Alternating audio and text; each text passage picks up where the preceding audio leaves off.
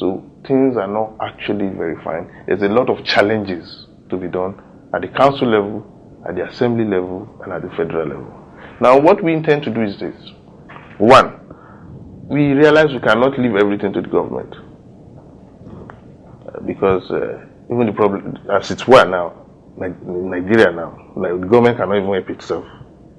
So nobody should expect that the Nobody should wait for the government anymore. It's a body that cannot even help itself. So what we are trying to do is that let us bring in, let us look at non-government intervention, which some people call NGOs. How can we come in? How can we partner on development? My office has set up a unit that relates with NGOs to see what we can bring. Now, aside that, we want to open ourselves up to the world at large. We're having a press conference where we are going to talk about our opportunities, our challenges, and the prospects. Then probably our history. So that's one of the things. We're opening up a website because these NGOs, they will need a database. The moment you start relating with them, they will need references. They will have to know what is happening. These are part of the things we want to do. Then my office is actually hosting an economic summit. We need to have an industrial zone. We want to have our own higher institution. We don't want to wait for the government. We are thinking about turning the community to an economic hub. And we want a situation whereby like 40-50% of some places in our area will have a wireless hub where youth can draw the youth to us to make use of the internet. Your role as a chairman of one of the main committees in the state, talking about the Transportation and Communication Committee. Now, how has it been? Yes, we just got inaugurated some last 2 weeks.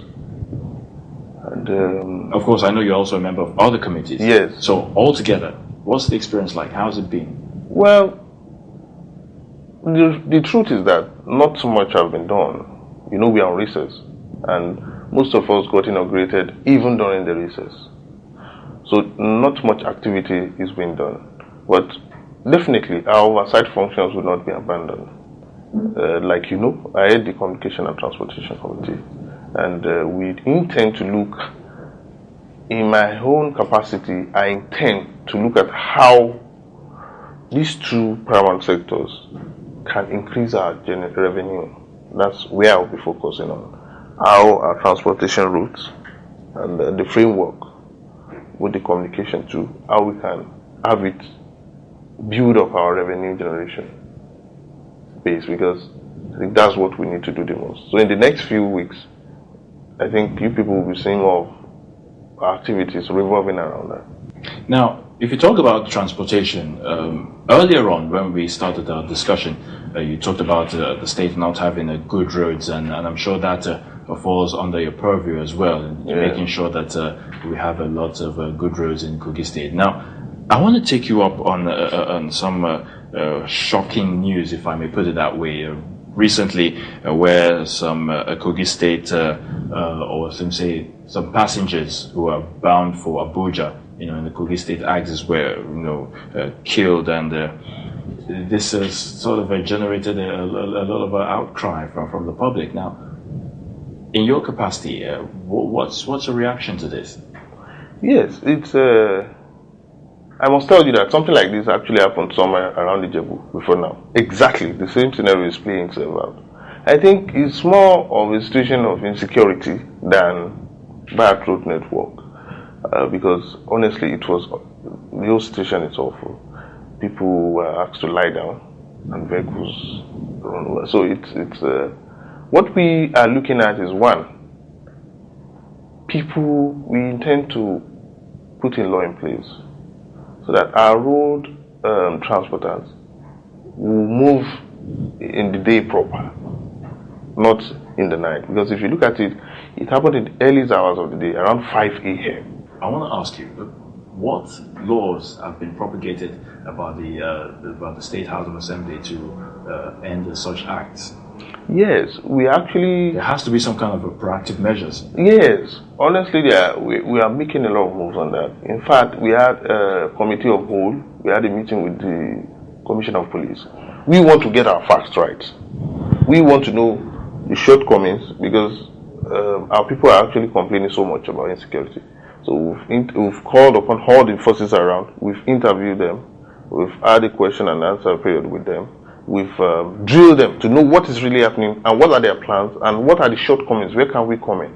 And I'm telling you, we are working on it. We'll come out with good laws to tighten up that area. Tell me, what are your views about the proposed 6-year by Mr. President? Recently, he made reference to that single term. And many people have been kicking against such. I say it's probably not in the interest of the country. What's your own view on that? One, if we have a single term, I think we should not be beneficiaries. We that are in government now should not. And why do you say that? We campaigned on the platform of 4 years. Then morally, it is wrong. Even though it might be politically expedient. It is morally wrong because it will be as if we made that law because of what we get from it. So I think we should not be beneficiaries. Then, the second part, does the single term actually solve the problem? Is it our problem? Now, some people are actually saying it reduces costs. I don't think so. I don't think the cost of election is the parties that have made it so. It shouldn't be so. There's nothing that makes it mandatory that we must spend as much on election. But the people's practice, especially political parties, makes it expensive. For now, I'm still weighing it. I don't see... A lot of attitude has to change. It's not just about tenure. It's attitude that has to change. When attitude changes, I think everything will be alright. But for now, thinking that putting it at 6 years, putting it at 4 years would be the solution, I don't think so. I think we have to work on our mindset, especially the leadership of this country. Even if it's 4 years, even if it's 3 years,